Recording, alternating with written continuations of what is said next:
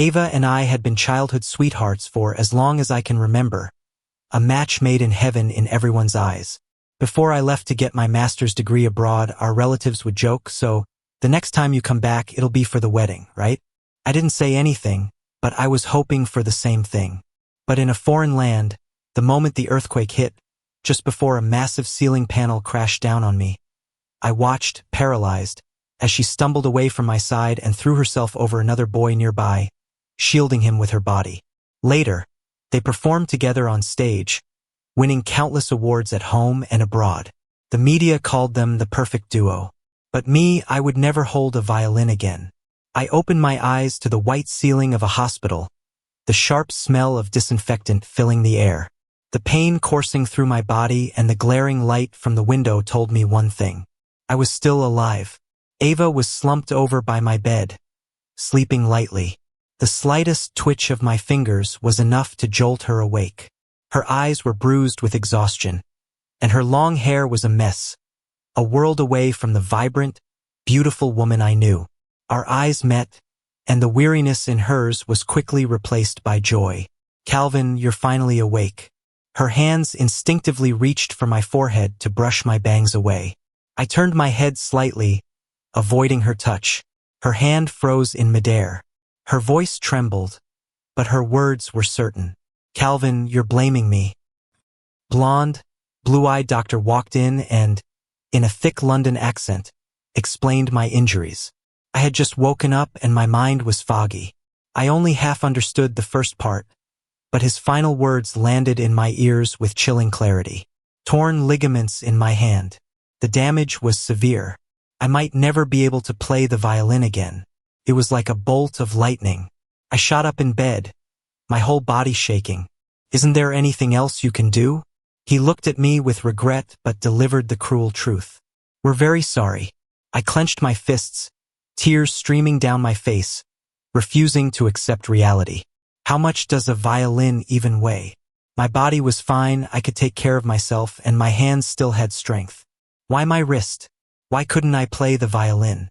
Ignoring the pleas of the doctors and nurses, and pushing past a red-eyed Ava who tried to stop me, I ran out of the hospital in my gown like a madman. I hailed the first cab I saw and went to the nearest music shop. Before the owner could even finish his greeting, I grabbed a violin off the rack. But the hand holding the bow was weak and trembling. I tried to play my favorite, most familiar piece, Because of You. I knew it by heart, could play it with my eyes closed. But now, not a single note landed where it should. It was like the rest of my life, a path of twists and turns, never to return to its original course. The shop owner, not understanding, probably thought I was just some clumsy student who wasn't getting it. He handed me his business card and tried to console me. "The violin is a tough instrument to learn. Don't get discouraged, young man. If you buy a violin here, I can recommend a teacher. I'll give you a discount on both and I guarantee you'll learn. As long as you don't give up, there's hope." I looked down at my pale, powerless hands. There was none. There was no hope left. Ava finally found me, panting and out of breath. The wind had picked up, blowing through the half-open glass door. She carefully draped her coat over my shoulders. "Calvin, let's go back." Tears blurred my vision. I spoke to her for the first time since I woke up. "Ava, I can't play the violin anymore." She knew me. She knew what that sentence really meant. It meant my 10+ years of hard work had gone up in smoke. It meant I would never step onto the stage of my dreams. It meant I would never get to play Because of You at my own wedding. Ava watched me, her gaze heavy. Her breath hitched, and the hand clutching my shirt tightened. "Yell at me, Calvin. I know you must hate me. If I had known that light fixture was going to hurt your hand, I would have shielded you without a second thought. I had no idea it would turn out like this. I wasn't even thinking. I just wanted to protect his talent. He worked so hard to get out of his small town and come here, carrying the hopes of his entire family, his entire village. He's gifted, he's a hard worker, and I was terrified he'd be crushed under the rubble, that his life would be ruined." Every word of her explanation made sense. But we both knew. There was no going back. Ava, always so proud, was crying now. My own eyes were red as I fought back the burning tears. My hand trembled as I reached up to her face, brushing away a single wet tear. You made the right choice, the honorable one. If it were me, I would have protected him too without hesitation. But in that split second when the earthquake hit, my first instinct was to look for her. Her first instinct was to run to Felix. In that moment, when there was no time to think, when it was all pure instinct, I wasn't her priority. As the crushing pain washed over me and darkness closed in, the last thing I saw was her holding his trembling body, her eyes filled with worry. I forced a weak smile. But you made your choice. You have to see it through. The implication in my words sent a wave of panic through Ava. She threw her arms around me. Calvin, the bond we've had since we were kids can't be replaced that easily. You're the one who's always been in my heart. Pushed her away. My thin figure was reflected in the glass door. Thankfully, my expression was stubborn, defiant. I said, it's okay. I don't mind anymore. So what did Ava say? On the other end of the line, my best friend Alex's voice was filled with indignation. She said she would prove it to me. You're not actually going to give her another chance, are you? We're over. Alex let out a sigh of relief, then immediately started cursing out. Felix. If you ask me, that Felix guy is a total manipulator. What can he do besides sell a sob story? What does he have that you don't? Only a blind idiot like Ava would fall for his act. So shameless. My hand tightened around the phone, a bitter taste rising in my throat. It's not his fault, Alex. This is all on me, because I was the first one to fall for his act. Just as Ava said, Felix had a tough road getting to where he was. He had nothing. The violin was his entire world, his whole future. The first time he appeared in our class, he was wearing cheap, plain clothes, standing nervously on the stage and stumbling through a self-introduction in broken English. His eyes were full of fear. The other students laughed at him, calling him a country bumpkin from China. He was the third international student from China in our class. In this foreign country, I became the only person he could talk to freely, the one he could cautiously rely on. We became friends quickly, and even Ava started talking to him. Felix really was diligent and hardworking. That, combined with his gentle nature and the shy smile he offered everyone, meant the class gradually came to accept him. Even our music theory professor, who was notoriously hard to impress, was moved by him. In the practice room, Ava and I were struggling to choose a piece for the auditorium concert in 2 months when the professor walked in, holding Felix's hand. She made an emotional appeal. You're so talented, Calvin, and you come from a good family. You'll have plenty of opportunities to perform on the big stage. How about you let Felix have this one? Looking at Felix's hopeful yet timid expression, I thought about how many concerts like this I'd already been in. It wouldn't hurt to do what I could to help make his life a little better. I'd let him have this one. Who could have known that giving him this one chance would cost me half my destiny? It was Felix's first time on a stage like this, and he had stage fright just thinking about it. On top of that, he and Ava had almost zero chemistry. For 2 weeks straight, the three of us spent all our time together while I helped him get comfortable. I don't know when the look in Ava's eyes when she saw him started to change. The times she complained to me about not being able to practice alone with me grew fewer and fewer. The time she spent worrying about Felix making a mistake during his performance grew more and more. Even worse, slowly, they started practicing without asking me to join. First, Ava felt pity for Felix. But soon, that was replaced by admiration, anticipation, and joy in her eyes. And I, belatedly, realized, whenever Felix looked at Ava, it was with pure adoration. The earthquake just gave me the final push when I was hesitating to make a choice. Ava thought I was just giving her the silent treatment, waiting for her to apologize, to show me some sincere, definitive proof of her loyalty.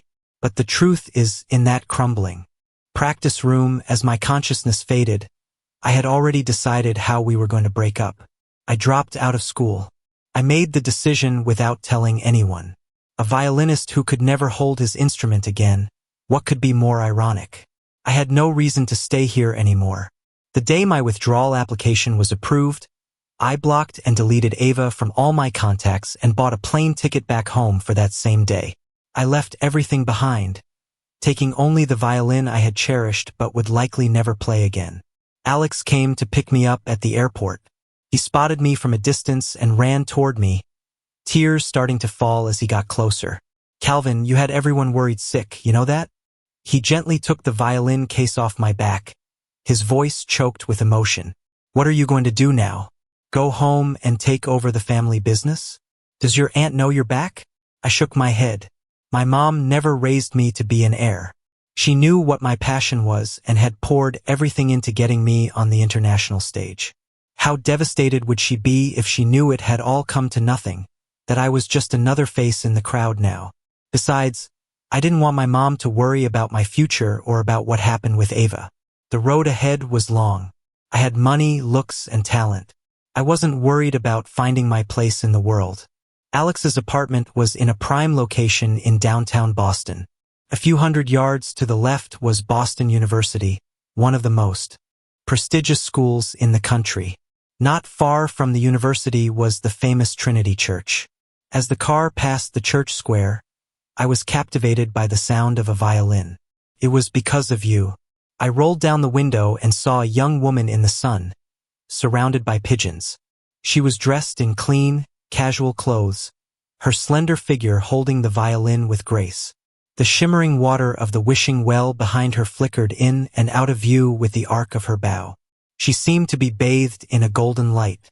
Alex had pulled the car over at some point. He said with a sigh, "That's Christina. She's a junior at BU. She absolutely loves the violin, but she's majoring in business because her family doesn't have much money. Still, she's at the top of her class in business, and she plays the violin purely for the love of it. She's a real pro, seriously amazing. How do you know so much about her?" Alex just clicked his tongue. "You think your buddy here just messes around? I like to walk around the BU campus and check out the pretty girls. I know all about this stuff." I looked at Christina again.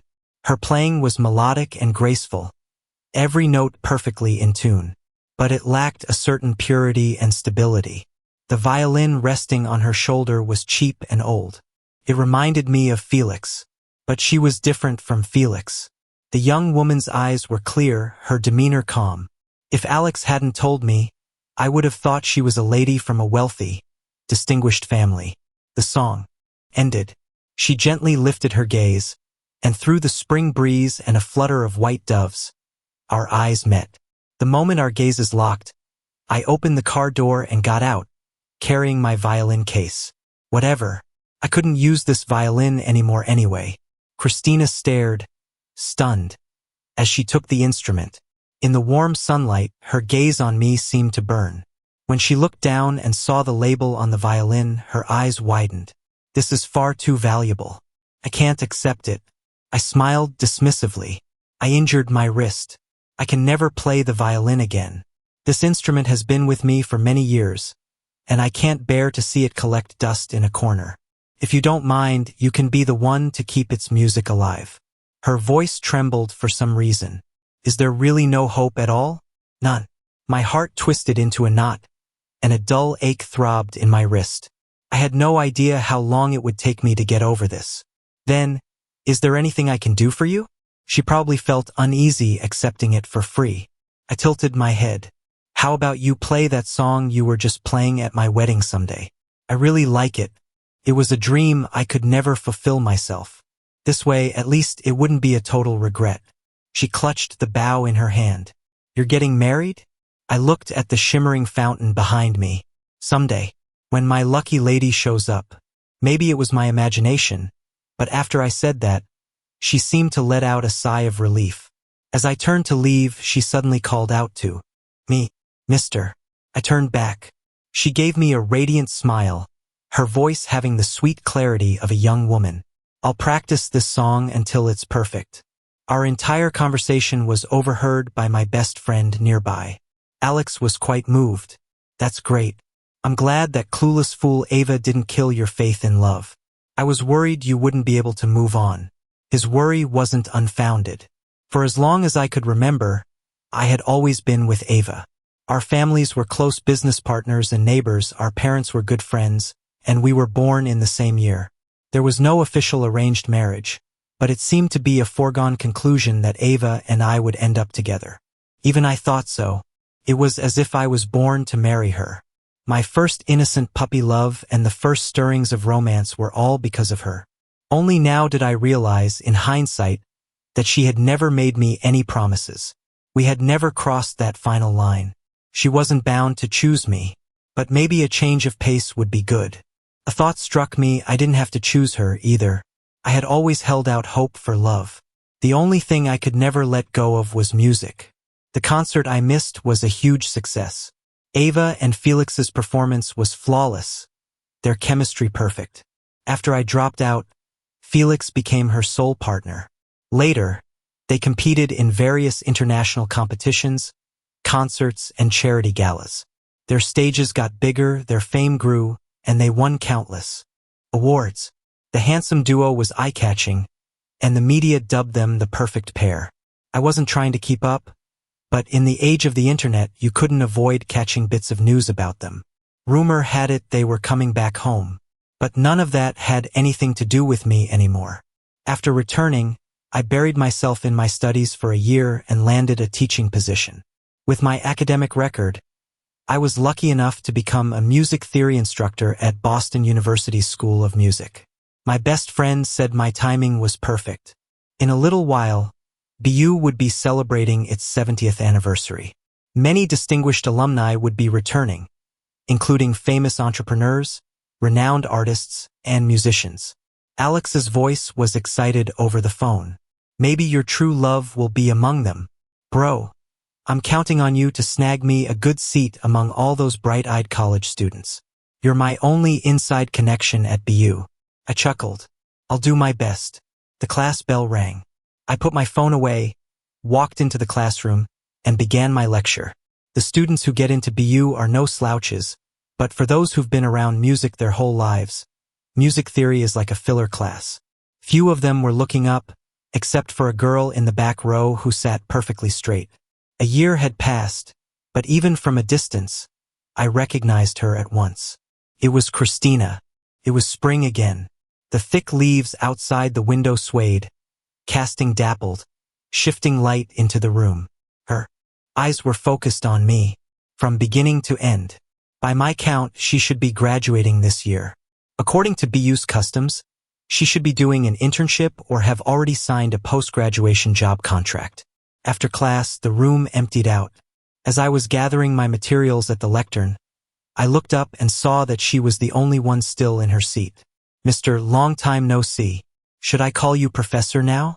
I shook my head and smiled, making small talk. You didn't sign an internship contract? What brings you back to campus? She was a bit shy, the tips of her ears turning red. I did, with a small company. The boss is really nice. The university is having its anniversary celebration and I have a performance, so he let me come back to school. I'm self-taught, driven purely by passion, so I was worried my fundamentals would affect my performance. I came to crash the class for a refresher. I never expected the new music theory professor would be you. A wonderful coincidence. In the year since I'd been back, I had cut off almost all social contact. My updates to my mom were vague. In a way, Christina, whom I had only met twice, felt like an old friend. My mood inexplicably lightened. She said, "Mister, could I get your contact info? I'd like to ask you some questions about the violin in the future." My hand holding my phone tightened. I looked down dejectedly at my trembling fingers and shook my head. I can't help you with anything. Her WeChat QR code popped up on her screen. With a ding, she quickly scanned mine. No. Christina's reply was firm. Your talent isn't in your fingertips. I found it strangely amusing. From the day we met, I was already a cripple who couldn't play the violin. How do you know I'm so talented? Christina's voice was clear and crisp, her words enunciated with deliberate gravity. Mister, I just know. She was really flattering me, asking me to teach her the violin. For a violinist, a well-matched instrument is like another pair of arms. The violin I had treasured, in her hands, still produced a beautiful, melodious sound. It was a perfect extension of her. Even if that sudden earthquake had never happened, my skill level might not have been superior to hers.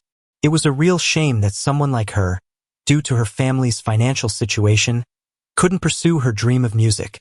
On the rooftop of the old academic building, she faced the spring breeze and drew her bow across the strings. Each delicate note flowed like a trickling stream, easy on the ears. Willow catkins danced in the air. It was as if, through her, I could see myself on stage again, shining brightly. A sharp pain pierced my heart again, and my eyes began to redden. The music stopped abruptly. Christina lowered her violin and looked at me with a worried expression. I bowed my head, trying to hide my face with my hair, but my voice came out muffled. Just some catkins in my eye. You keep going, don't mind me. I was just being overly emotional. I heard footsteps and she came to my side. A slender, fair hand brushed the hair from my eyes. My vision cleared. Christina sighed. Who said you can't play the violin anymore? Before I could process my confusion, she pulled me to my feet. Christina spun me around so I was standing in front of her, then wrapped her arms around me from behind. Her heartbeat, light and strong, pulsed against my back through the thin fabric of our clothes. Christina rested the violin on my shoulder and placed the bow in my palm with her other hand. Her warm hand covered mine on my wrist. As she moved her wrist, I was guided to pull the bow across the strings. The notes came out. It wasn't a smooth, flowing melody. It was halting and clumsy, but every note was in its proper place. It was still my favorite song. Christina's warm breath brushed against my ear. Mister, I told you I'd practice this song until it's perfect. For the first time in over a year, I completed a full piece of music. Christina gently squeezed the tender scar on my wrist. Don't run from it, Calvin. As long as you want to, any place can be your stage, and I will always be your most devoted audience. With the anniversary approaching, the university's arts departments were swamped. Even I, a humble music theory teacher, was pulled in to be a music director. My main job was to guide the various student musicians in the class to perform a multi-person piece with perfect coordination. Boston University was already famous nationwide, so its 70th anniversary was a highly anticipated event. The university took it very seriously, inviting elite graduates from all fields back to campus. They even released a cryptic teaser promising an important mystery guest. I didn't really care. I just never expected that the so-called mystery guests would be Felix and Ava. Felix was a BU alum. During a break in the practice room, the students suddenly erupted with excitement. Whoa! The school finally announced the mystery guests. It's Felix, our senior. Felix. He's gotten so famous overseas recently. Look at his vibe and everything. He's totally different from his photo on the wall of fame. Our school really knows how to make big moves quietly. That's not all. He's bringing his gorgeous, super famous partner with him. She didn't even graduate from here, so she technically has no obligation to come. Someone drew out their words suggestively. Oh, isn't it obvious? He's doing it for love. I heard their appearance fees are sky high now. The university really lucked out thanks to Felix. At that, the students' gossip mode kicked into high gear. Hey, have you guys seen on X? A lot of people in the music world are shipping them, but they won't confirm or deny it. It's driving me crazy. They're probably just being low-key. They've been partners for so long, and they're both so good-looking. It's hard to believe feelings wouldn't develop. Suddenly, all eyes were on me. A student sidled up to me, trying to be friendly. Professor, I remember you also studied abroad in London. Were you at the same school as them? Can you give us the inside scoop? Are they for real or not? My eyelashes fluttered, hiding the mixed emotions in my eyes. I shook my head and smiled. I don't know them. The student walked away, disappointed. Gazing at the willow branches swaying in the wind outside, I drifted off. The truth was, I didn't know if they were together or not. 8 hours until the anniversary celebration. Everyone was in the final frantic stages of rehearsal. My students did me proud. They had been practicing diligently, and their performance on the rehearsal stage was nearly perfect. Even the director couldn't help but praise them.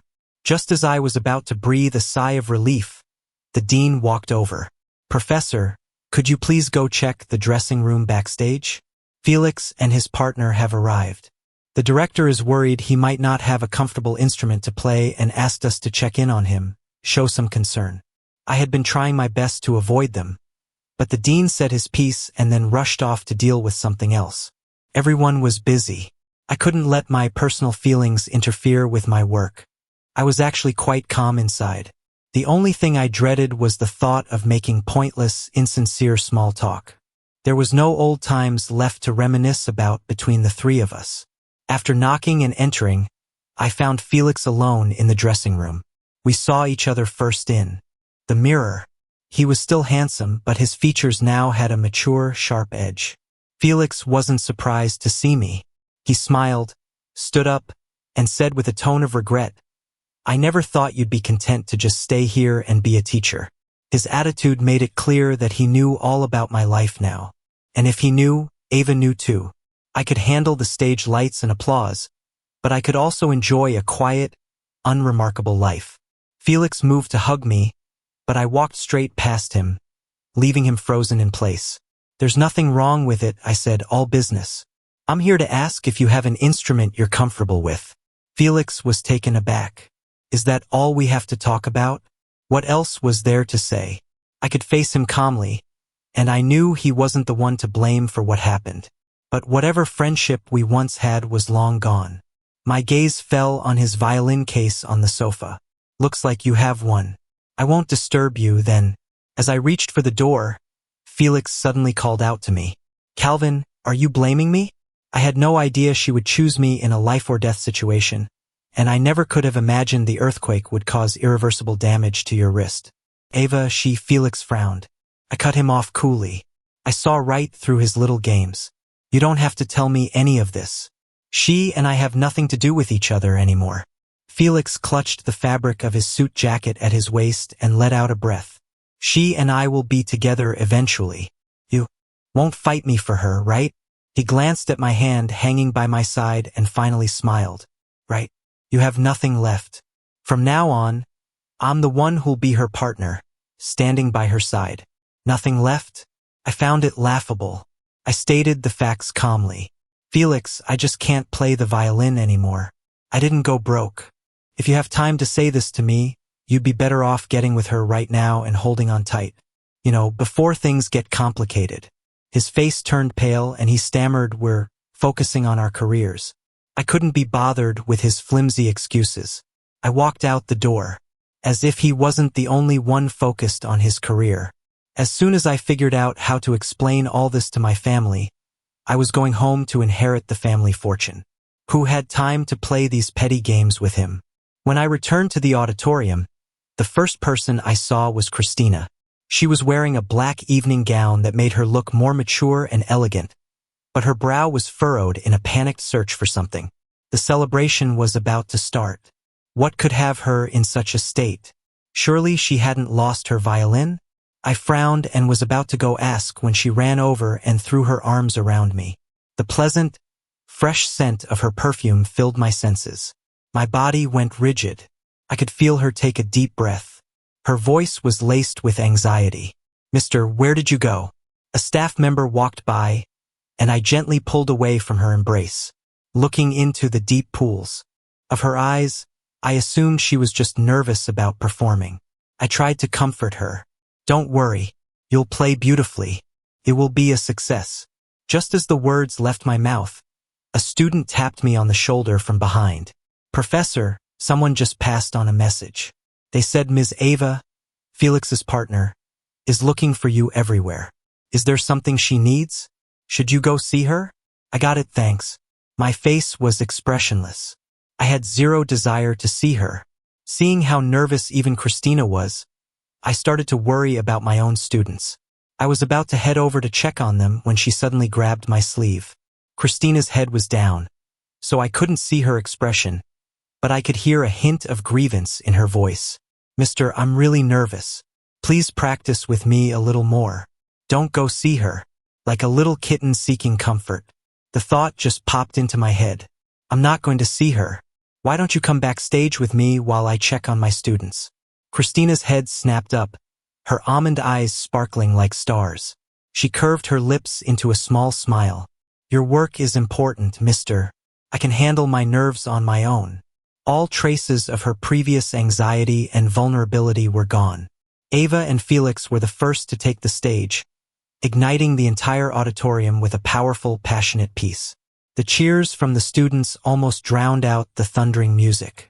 I stood in the dim shadows below the stage, nearly blending into the darkness of the backstage area. Ava couldn't see me. Over a year had passed. She was more mature, her performance style more versatile. On the vast stage, she was composed and graceful. Her chemistry with Felix was now on par with what we once had. Looking at them, they really did seem like a match made in heaven, straight out of a redemption story. No wonder the rumors were flying. I was avoiding her not because I couldn't let go, but because I didn't want to hear her pointless apologies. It would be a waste of both our time. But you can't escape fate. My students went on stage, and their performance was brilliant. Everything went off without a hitch. But as they were coming off stage, one of the cellists, suffering from low blood sugar, stumbled on the steps. In a panic, I pushed through the crowd and ran toward him, but about 15 feet away from the student, someone grabbed my wrist. Ava stared at me, her eyes dark. Calvin, how long are you going to keep avoiding me? In the distance, the student was already being carried toward the campus clinic. There was no need for me to go over anymore. I shook her hand off my wrist, my expression unruffled. I'm not avoiding you. We just have no reason to see each other. Her face fell, and her voice was raspy as she forced out the words. It's been over a year. Isn't my punishment enough? She sounded so deeply in love that I almost believed her. I sneered. What punishment have I given you? I'm just living my quiet life. You're famous, winning awards, making a glorious return with Felix. You call that a punishment? Besides, you two earned all of it. It has nothing to do with me. Ava's voice grew tight. She looked me in the eye and said, word by word, I haven't had a single good night's sleep. We've known each other for so many years. You can't just let it all go. I stated a simple fact. We were just friends for many years. In all those years, she had never made me a single promise. It was I who had taken it for granted that we were lovers, that we were family. Ava looked at me in disbelief. How can you say that? Have you fallen in love with someone else? I didn't want to get tangled up with her. I was also afraid that a few more words would cause us to lose control and draw attention. Just then, the stage lights came up. Christina glided onto the stage, cool and elegant under the spotlight. A fluid, seamless melody flowed from her violin. I pointed to her on the stage. Yes, as a matter of fact, she's my new love. Ava's eyes turned red. She grabbed my arm like a madwoman and started pulling me. I was forced to follow her backstage. She pushed open the door to a dressing room and dragged me inside. She gripped my shoulders and shook me uncontrollably. Her eyes were crimson and filled with tears. Calvin, you told me I made the right choice, and then you left without looking back. It was an instinct to save him. I had no idea the light would fall and just happen to injure your wrist. How can I prove what's in my heart? Should time turn back so I could watch him die in front of us? I just felt like we already have so much. The world is so unfair. If something happened to him, his whole life would be over. Calvin, I'm so sorry you can't play the violin anymore. I truly am. But we have so many other paths we can take. Please, don't throw our future away. You see? She kept saying how sorry she was for me, but every word implied, it was no big deal that I couldn't play the violin. Yes, everyone thought it was no big deal. They were just relieved. Thank goodness the one with the injured wrist wasn't Felix. He only had his violin. But I was born into a prestigious family, a golden boy, a young master raised in the palm of everyone's hand. What was losing a hand that could play the violin? I shook my arm free. They don't get it, but you don't get it either? The violin was my only passion since I was a child. Standing on the big stage with you was my only dream, but my dream was completely shattered. Ava's voice trembled. but we have a future in other places. I pried her hands off my shoulders. Ava, this accident isn't what truly separated us. I've said it before, my injury was unforeseeable. But when you two were getting closer and closer under the guise of practicing, when you couldn't bear to lose me but couldn't push him away, did you ever think about today? Was it mutual admiration? Or did you catch feelings? Ava, you know the answer. Ava shook her head in agony. I really know I was wrong, Calvin. I didn't know how to cherish what I had. Give me one chance, just one. Think of it as taking pity on me. I knew how much courage it took for someone as proud and accomplished as her to say the word pity. But I was unmoved. In fact, I found it utterly ridiculous. In this uncomplicated yet melodramatic relationship, I didn't feel pitiful because I was still young. I could start over after loving the wrong person. Felix didn't feel pitiful because he believed his schemes had finally won him Ava. Only Ava, torn between two relationships, indecisively hurting two people, thought she was the most pitiful of all. Ava, you just want too much. The door was thrown open with force.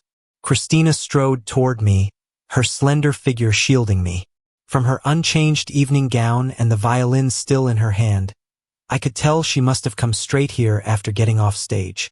Christina was out of breath, and even her fingertips trembled as she touched my face.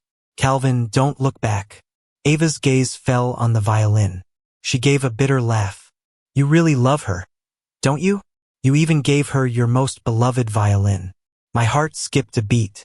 I had only blurted out that Christina was my new love to get Ava off my back. Now, my old love and new love were in the same room. A confrontation was inevitable. The problem was, Christina was innocent in all of this. I took Christina's hand and started to lead her out. But Ava stopped her. Tell me, what can you do for Calvin? Do you love him as much as I do? Christina paused, her gaze dark as she looked back. She was usually so detached, her demeanor calm and cool. For the first time, I saw a spark of combativeness in her, and a faint desire to win. She said, You're not qualified to compare your pathetic scraps of love with mine. I was internally reeling, as if the 4 seasons were rapidly rewinding in my mind. I'm not qualified? Ava laughed. You think I came here for some small university anniversary? I came for him at the height of my success. How am I not qualified? I've been watching over his life for over a year. How am I not qualified? Unlike Ava's fierce tone, Christina was perfectly calm, but her eyes were bottomless pits. She stated a simple fact. You're not. You say you came for him, but you see it as you gracing him with your presence. You say you've been watching him for over a year, but you knew where he was. You had countless chances to come back, to win him back, to be with him during his longest, hardest time. You didn't come back, because you couldn't let go. Calvin was gone, so you couldn't let go of Felix. You enjoyed the ambiguous flirtation with him, and you couldn't give up your opportunities abroad. You didn't come back to win Calvin over. You came back, successful and famous, to beckon to him from on high like a superior. Too bad. He's not going to look back. She had always been so serious, so silent, so sparing with her words. This was the first time she had said so much, and it was all for me. Every word was a killing blow. 1,000 thoughts tangled in my head. How did she know all the details of my history with Ava and Felix? I couldn't tell if the love she spoke of was an act for the moment or something from the heart. Ava was stunned into silence. After a long moment, she let out a contemptuous laugh. Take a look in the mirror. Are you even worthy of him? Before you fall for someone, you shouldn't just see their shining qualities. You should also weigh your own capabilities and status. She gestured dismissively at the violin with her chin. Just that violin Calvin casually gave you is enough to keep you comfortable for the rest of your life. This was just a desperate, personal insult. I squeezed Christina's hand. Her fingers moved, lacing with mine. Ava, you have no right to insult her like that. I led Christina out the door. Worried her pride was hurt, I tried to comfort her gently. Don't pay any attention to what she said. She was exaggerating. This violin isn't that expensive. Under my anxious gaze, A smile slowly spread across the young woman's lips. Mister, you were worried about me. Just now, you were defending me. Alex looked like he was watching primetime drama. Damn, that was a total train wreck. I'm seriously bummed I didn't get to see it in person. I collapsed onto the sofa, drained of energy. Alex said with certainty, if Christina doesn't have feelings for you, I'll eat my hat. My thoughts drifted back to that day. I hadn't known her for long, and we hadn't gotten that close. I had buried that part of my past deep inside. How did she know so much about us? At the time, Christina had just smiled gently and said, Mister, you'll find out. The more I thought about it, the more something felt off. I sat up on the sofa, snatched the bag of chips from Alex's hand, and stuffed a handful into my mouth resentfully. I mumbled, my words unclear. You think it's possible Christina knew me before? Do you remember her at all? She knows so much about me, trusts me for no reason. It doesn't make any sense. Alex licked his lips, his eyes drifting toward the window as he mumbled. Huh? And no, I don't think so. She's like 3 years younger than us. True. After the anniversary celebration, my life returned to normal. Christina would still pop into my classes now and then. She juggled her internship and her music, a true testament to her passion. It was a shame to see someone with her musical talent be overlooked. I even thought about helping her out once she graduated, introducing her to some people to give her a leg up, provided she could support herself. Until my mom called. Calvin, what kind of studies are keeping you from coming home? Ava's already back. Weren't you two studying the same thing? I stammered, I wanted to continue my studies. Cut the act. My mom got straight to the point. Boston University is a good school. You even managed to become a professor. I never thought I'd live to see my son land a tenured position. I bit my lip, annoyed. Mom, you know everything. Do you think I'm an idiot? You think I didn't hear about the earthquake in London? That I don't use the internet and haven't seen that your performance videos stopped over a year ago, while Ava has a new partner. Your wrist was injured and you wouldn't even tell your mother. I've been waiting for you to tell me yourself.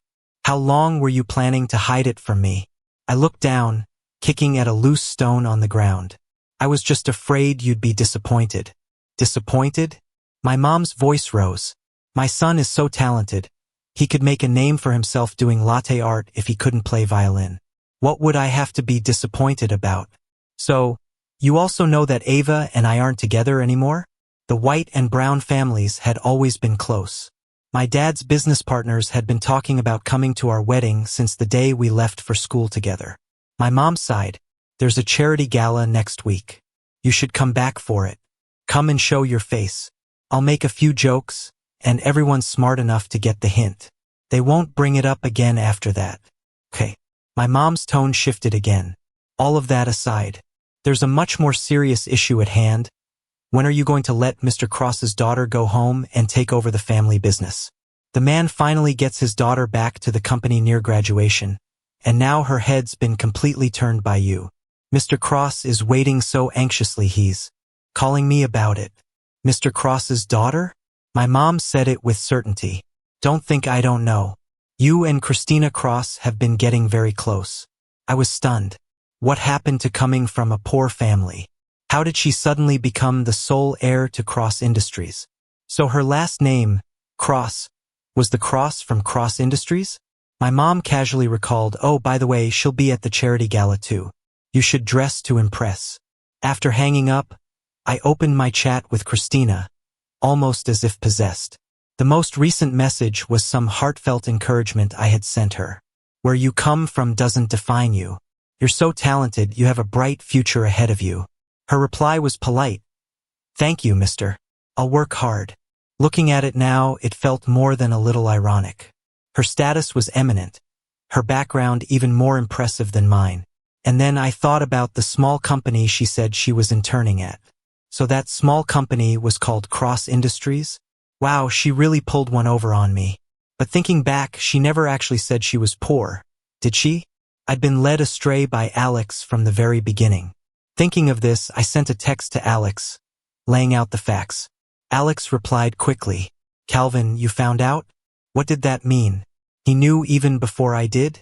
I called him immediately, but no matter how much I pressed him, Alex wouldn't say another word. Ava and Felix posted on social media, announcing they would never collaborate again. The music world was in an uproar.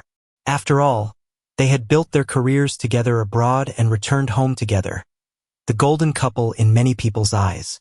I saw the news on my way home. The internet was buzzing with speculation. Most people were saying Ava had wronged Felix, because besides the joint statement, Felix had also posted a solo message. It was very melancholic. The clouds have parted, but the moon isn't bright.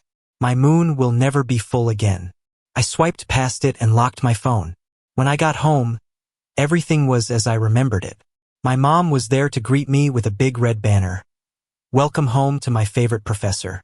This was a wealthy neighborhood. My parents had bought a villa halfway up a mountain for peace and quiet. On the other side of the winding mountain road was Ava's house. The gardenias in her villa's courtyard were in bloom. The fragrance drifted far, and I could smell it from here. Gardenias stand apart from other trees, a rarity in this world. Ava was the one who told me that quote. She said she would be the most loyal person by my side. I was moved to tears at the time.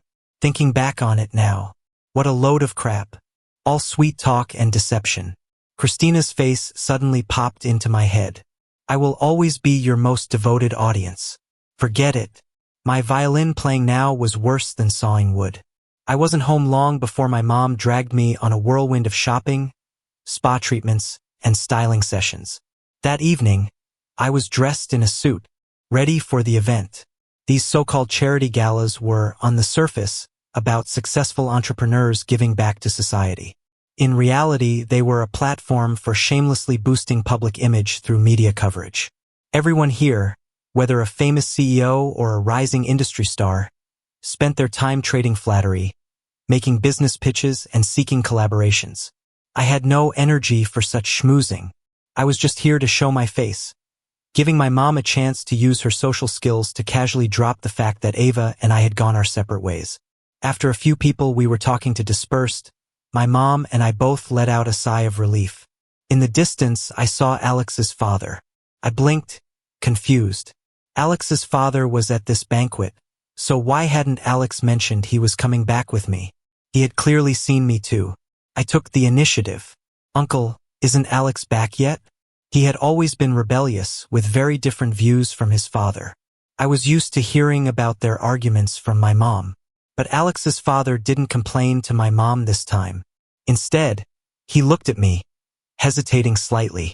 Alex said he's afraid to see you, that you might beat him up? No, Calvin, you've had a good temper since you were a kid. What did he do to you? Are you two fighting? My mom and I exchanged a look.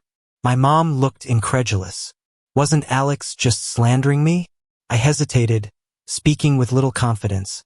As far as I know, we're still thick as thieves. Alex's father frowned, about to say more, when a female voice came from behind him. Uncle, my dad is looking for you. The voice was sweet and clear, very distinctive. It was Christina. I turned and our eyes met. Her eyelashes fluttered, and her gaze darted away from mine, her guilt practically written on her face. I muttered under my breath, now, with Alex, we're no longer thick as thieves. She and Alex had known each other all along. In fact, Alex was her cousin. The two of them had conspired together, keeping me in the dark. That Alex, had he been minoring in acting for the past 2 years while I was away? How did he manage to tell me, with a straight face, that Christina came from a poor family? So what was the purpose of all this? I stared at Christina's exquisite face. The answer was obvious, yet I hesitated, thinking, she had been planning this for a long time? Alex's father left. My mom shot me a suggestive, knowing look and then turned to catch up with her friends. Leaving just Christina and me, standing a short distance apart, our eyes locked. She cleared her throat and walked over cautiously, looking very guilty. Mister, let me explain. Ava said I wasn't good enough for you, so I panicked and ran home to live off my parents for a bit. I didn't mean to lie to you. Why did you do it? Looking back now at how we met, it all seemed too coincidental to be true. The church square I just happened to pass, the sound of because of you that just happened to be playing, her just happening to show up in my class. Don't hide anything from me anymore. I really want to know the truth. My face was calm, but the heart in my chest was beating wildly. I was filled with anticipation for the truth she was carefully choosing her words to reveal. Christina's lips moved, and she began to speak slowly. Mister, my name is Christina, not the one and only. My memory was suddenly pulled back to the summer of my 8th grade year. Alex had a little cousin who, to avoid doing her homework, had snuck out of the elementary school building and hidden in the old, abandoned junior high building. When Alex and I found her, she had been hiding for a whole day. Her eyes were red and puffy, full of grievance, and she was muttering defiantly. They're always pushing me. Is there nothing else in this world besides homework? Did they have me just to make me do homework? A kid 3 or 4 years younger than me had just voiced my innermost thoughts. I completely agreed. To cheer her up, I crouched down with her and asked patiently, "What's your name?" "Christina." "Huh?" The name was quite uncommon, and my brain short-circuited for a moment. The little girl sighed and slowly explained the origin of her name. "Because my dad says my mom is his one and only." I was even more confused. She pouted. "Mister, my name can't be the one and only." I finally got it. Her name was Christina, a homophone for only. Oh, for crying out loud, Christina, you're not a mute. What's the big deal about saying a few more words? Alex appeared out of nowhere, dressed in inconspicuous casual clothes, clearly having come here on a whim. He shot Christina a look of exasperation. "There's no way you'll win Calvin over like this." With that, he pressed a notebook with yellowed pages into my hand. "Calvin, see for yourself. I didn't mean to lie to you, but this blockhead has been silently guarding you for so many years.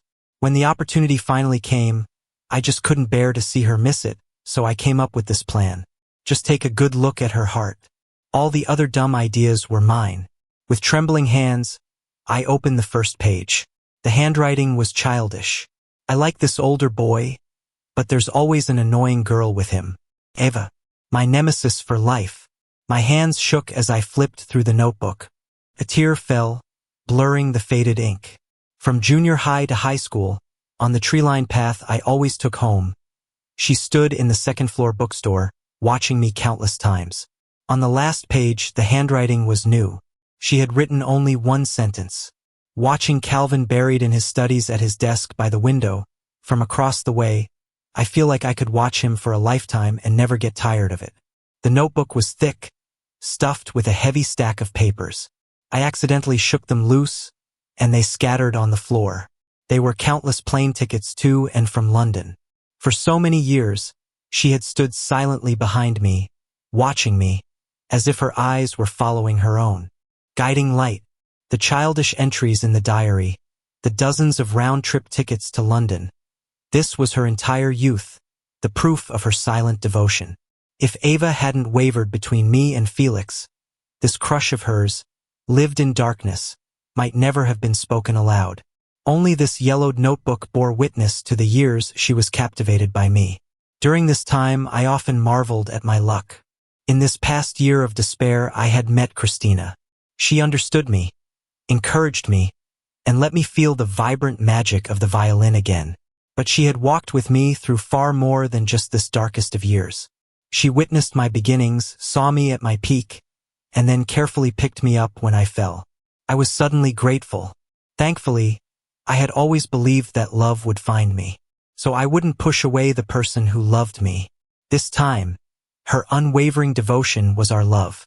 My voice was hoarse, my eyes blurry with tears as I looked at her, but my tone was firm. "Christina, for all the long years to come, please stay with me." Alex was so excited he was about to howl at the sky. Holy crap, I never dreamed this day would come. My ship has sailed. Calvin, I'm basically a hero, right? I better get a seat at the main table at the wedding. I was crying and laughing at the same time. I wiped my tears away haphazardly. More than a hero, he basically held Cupid's arrow to my heart. Before Christina and I left the banquet, I saw Ava again. She stood before us, defeated and resentful. Christina, you've had your eye on him for so many years. What right do you have? You should have never been able to get Calvin. Faced with Ava's provocation, Christina was remarkably calm. She even extended a hand politely. Thank you. This unexpected thanks left Ava a little confused. What do you mean? Thank you for being so blind and ungrateful. It made me wait all these years, but finally, my wish has come true.